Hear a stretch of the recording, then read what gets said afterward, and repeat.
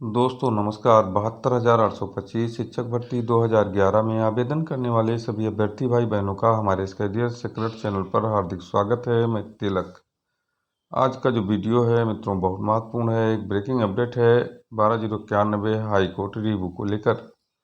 मित्रों, काफ़ी अगवाकारों द्वारा भिन्न भिन्न बातें की जा रही हैं हाई कोर्ट रिव्यू पटिशन को लेकर के, जिसे सुप्रीम कोर्ट से लोग लिबर्टी मान रहे हैं और सुप्रीम कोर्ट ने अपने आर्डर में लिबर्टी शब्द का उल्लेख किया है।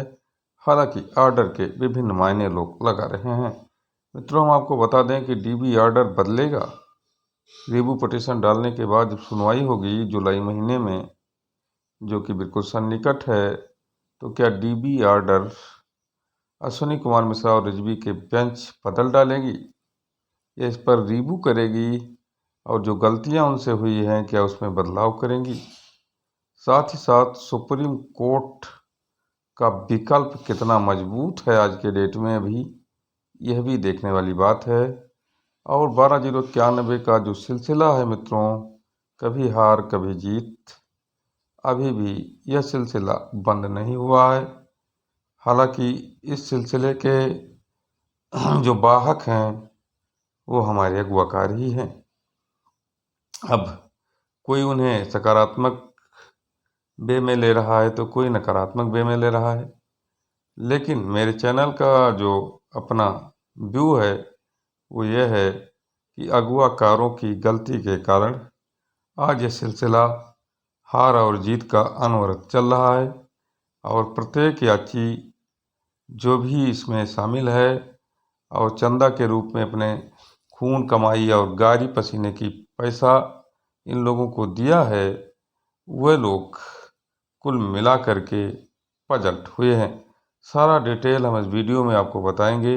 आप अगर नए हैं तो हमारे चैनल को अधिक से अधिक संख्या में सब्सक्राइब कर लीजिए और वीडियो में अंत तक बने रहिए। मित्रों, हम आपको बता दें कि 12,091 एक ऐसी मिस्ट्री जिसके बारे में अभी भी क्या होगा कुछ कहना मुश्किल है, क्योंकि कई बार ऐसे टर्निंग पॉइंट आए हैं जब 12,091 मृतप्राय हो गया, लेकिन उसके बाद भी बिना वेंटिलेटर के वो जिंदा हो गया। ऐसी स्थिति में हम आपको अगर बताएं तो यह सिलसिला जो चला है ये बहुत लंबा है। हम आपको बताएं कि जब 2015 में 12,091 की जो लिस्ट थी उस पर नियुक्ति का 7 सप्ताह में ऑर्डर हुआ था, उस समय कुल मिलाकर के 12,091 के प्रत्येक यात्रीगण जो भी याचिका उस लिस्ट में जो शामिल थे, सभी लोगों के लिए बहुत बड़ी खुशखबरी भरी खबर थी और लोग अपने को नियुक्त मान लिए थे। बस चंद दिनों में विद्यालय जाने की प्रतीक्षा में थे, लेकिन उत्तर प्रदेश के भ्रष्टाचारी अधिकारियों और कुल मिलाकर के सरकार के खेल के कारण आज ही 12,091 का प्रत्येक साथी सड़क पर घूम रहा है। उसका महज कारण यह है कि जब वो ऑर्डर हुआ, उस ऑर्डर के बाद हमारे अगवाकार अपनी जेब भरने में लगे, कंटेम्प्ट कायदे से नहीं लड़ पाए। कुल मिलाकर सारा मामला वहीं कंटेम्प्ट में समाप्त हो गया और उसके बाद में ये लोग लड़ते रहे। फिर जा कर के सुप्रीम कोर्ट में जो एक डायरेक्शन मिला अनुच्छेद 32 के तहत कि आप हाई कोर्ट जाइए, वो टर्निंग पॉइंट था। यह सिलसिला कभी हार का था कभी जीत का। और उसके बाद में फिर आपको मैं बता दूं मित्रों कि सिंगल बेंच में भी 12,091 माननीय शमशेरी के बेंच में जीत गया। यानी जो अनुच्छेद 32 के तहत डायरेक्शन मिला वहीं से जीत शुरू हुई और लास्ट में मैं आपको बता दूं यह जीत सिंगल बेंच तक जारी रही। उसके बाद सरकार डबल बेंच में चली गई। वहाँ अगवाकारों ने कई गुटों में बढ़कर लड़ाई लड़ी और अपने अपने जो वकील खड़े किए उनको कायदे से ब्रीफ नहीं कर पाए और वो वकील सो करके सुबह और सीधे कोर्ट पहुंचते थे। और मैं आपको बता दूं कि वो आर्गूमेंट करते थे, सरकारी वकील भारी पड़ा और डबल बेंच में हार गए। उसके बाद में कमोबेश यही स्थिति, 1-1 करोड़ रुपए एक एक बार में चंदा प्राप्त करते हुए सुप्रीम कोर्ट की दहलीज पर पहुंचे। एसएलपी दाखिल की, एक बेंच ने खारिज की, एक बेंच ने लिबर्टी दी कि हाई कोर्ट रिव्यू में आप चले जाइए। तो यह सिलसिला जो हार जीत का मित्रों लगा रहा, तो एक बार फिर ऐसा भी हो सकता है कि रीबू में कुछ संजीवनी मिल जाए और डीबी के जो ऑर्डर हुए हैं उसमें कुछ बदलाव देखने को मिल सकता है। अगर कायदे से रीबू पटिशन पर आर्गूमेंट हो, कायदे का वकील खड़ा हो, और उसके बाद में मित्रों मैं आपको बता दूं, उसके बाद में अगर थोड़ी भी कसर रह जाती है, यहाँ से मामला नहीं निपटता है, तो सुप्रीम कोर्ट अभी भी एक मजबूत विकल्प के रूप में हमारे सामने पड़ा हुआ है। कारण क्या है कि अब जो सुप्रीम कोर्ट की जो पुरानी कहानी है या स्क्रिप्ट है वो डिलीट हो चुकी है। जब रिव्यू पटिशन के लिए ऑर्डर हो चुका है, तो अब जब जाएगी तो केस फ्रेश में जाएगी, उसका कोई हिस्ट्री सुप्रीम कोर्ट का खारिज होने का नहीं रहेगा। और अगर नागरत्ना मैडम के बेंच में मामला जाता है, कायदे से सुनवाई होती है, तो एक बार फिर 12/091 में जान आ सकती है और लोग नियुक्ति पा सकते हैं।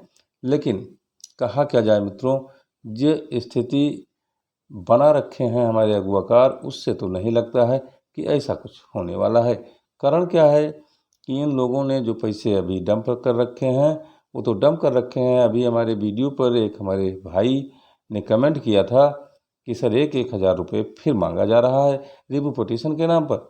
मित्रों 70 लाख रुपए डंप होने के बाद रिव्यू पटिशन के लिए अगर पैसा मांगा जा रहा है, तो इनकी नीयत आज भी साफ नहीं है। और हम आपको बता दें कि अभी भी रिव्यू पटिशन की तैयारी के बारे में किसी यात्री को किसी अगवाकार द्वारा कुछ नहीं बताया जा रहा है, जबकि उन्हीं के पैसे के बल पर ये लोग अपना खर्च चला रहे हैं और आलीशान घर बनवा करके और महंगे होटलों में भी रहने का इनको लुत्फ मिल चुका है। साथ ही साथ अपने बच्चों की फीस भी ये जमा कर रहे हैं। तो ऐसे स्थिति में मित्रों अगवाकारों को अगर विश्वास में नहीं लेंगे, तो ईश्वर इनका जरूर कल्याण नहीं करेगा और कहीं ना कहीं इनको दुख भोगना पड़ेगा। लेकिन अभी जो विकल्प है रिव्यू पटिशन का, उस पर भी हमें ध्यान देना चाहिए और दमदारी से लड़ना चाहिए।